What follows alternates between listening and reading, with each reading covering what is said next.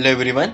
Today we are discussing about Fusson's method and factors affecting solubility of precipitate.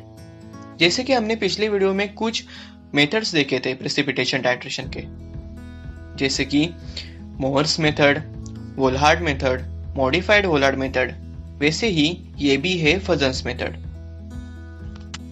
Mohr's method में जो हमने titration perform किया था उसे अर्जेंटोमेट्रिक टाइट्रेशन कहते हैं। अर्जेंटोमेट्रिक टाइट्रेशन मतलब टाइट्रेशन जिसमें हम सिल्वर की मदद से क्लोराइड को एनालाइज करते हैं। ऐसा कोई भी टाइट्रेशन जिसमें सिल्वर की मदद से क्लोराइड को एनालाइज किया जाता है उसे कहते हैं अर्जेंटोमेट्रिक टाइट्रेशन। इस फजन्स मेथड में भी हम टाइट्रेशन परफॉर्म कर रहे हैं, उस टाइट्रेशन में हम सिल्वर की मदद से क्लोराइड को एनालाइज कर रहे हैं, इसलिए इस फजन्स मेथड में भी परफॉर्म किए जाने वाले टाइट्रेशन को अर्जेंटोमेट्रिक टाइट्रेशन कहते हैं। ये जो फजन्स मेथड है ये बाकी तीन मेथड से थोड़ा अलग है, क्योंकि इस फजन्स मेथड में हम कुछ कंडीशन फॉलो करने वाले हैं। हमने पहले जो मेथड्स देखे थे जो कि मोहर्स मेथड है, वोल्हार्ड मेथड है, मॉडिफाइड वोल्हार्ड मेथड है, इन मेथड में हमने कोई भी कंडीशन फॉलो नहीं की थी टाइट्रेशन करते वक्त।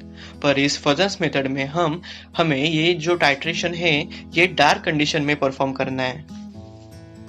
फजन्स मेथड में परफॉर्म किए जाने वाला टाइट्रेशन डार्क कंडीशन में परफॉर्म करने के पीछे भी एक रीजन है।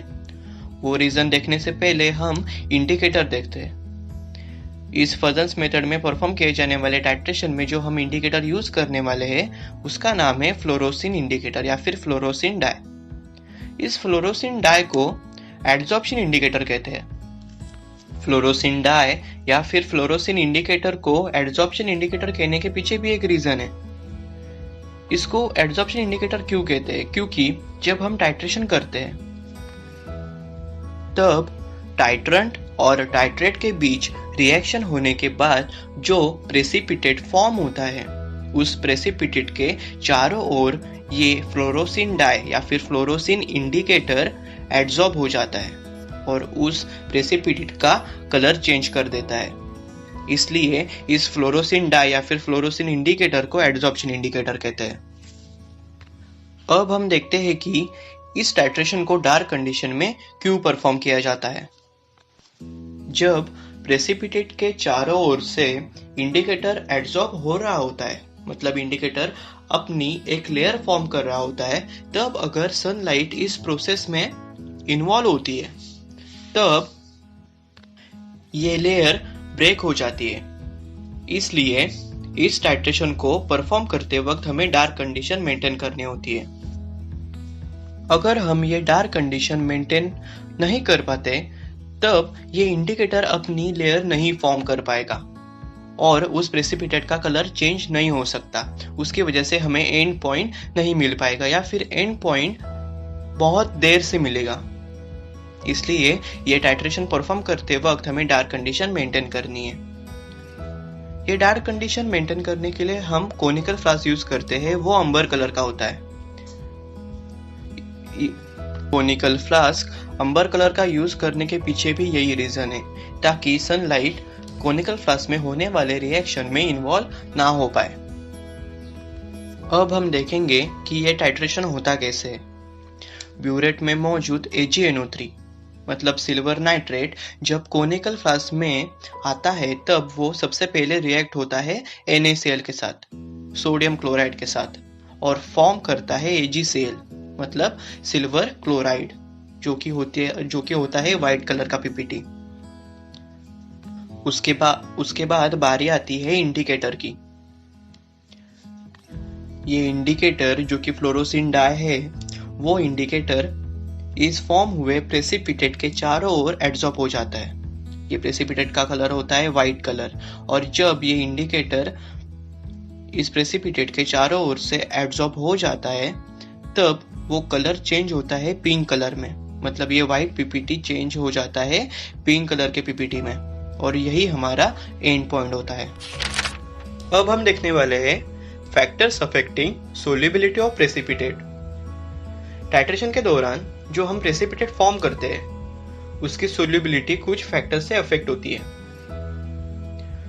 उसमें से पहला फैक्टर है effect of acid. solubility of salt will be increased by decrease in the pH value. Salt मतलब precipitate.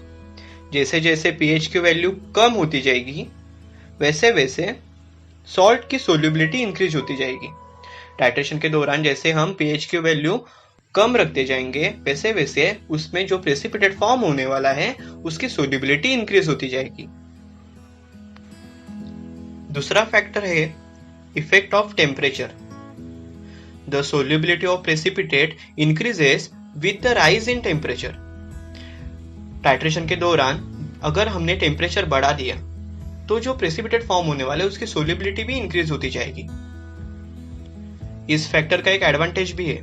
It gives advantage in case of precipitation because if precipitation is take place in hot solution, then many impurities get dissolved. They will easily filtered out. Precipitate free from impurity.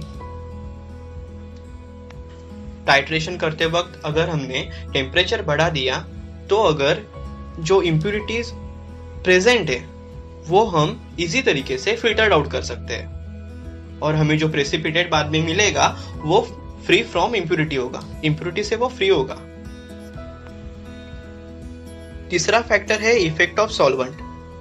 Most of the inorganic solvents are more soluble in water because it shows dipole moment and attract cations as well as anions. Solubility of most inorganic salts will be decreased by addition of methyl, ethyl or N-propyl alcohols. जब हम organic solvents add करते हैं तब inorganic salt की solubility जो है वो decrease होती जाती है. इनऑर्गेनिक सॉल्ट की सोल्यूबिलिटी डिक्रीज होती है कब? जब हम ऑर्गेनिक सॉल्वेंट ऐड करते हैं. ऑर्गेनिक सॉल्वेंट कौन से होते हैं? जो कि मिथिल, इथिल और एन प्रोपिल अल्कोहल्स होते हैं. ओ कहाँ चले? लाइक और सब्सक्राइब तो कर लो. अभी कर ही दिया है तो बेल आइकॉन पर भी क्लिक कर दो. Thank you.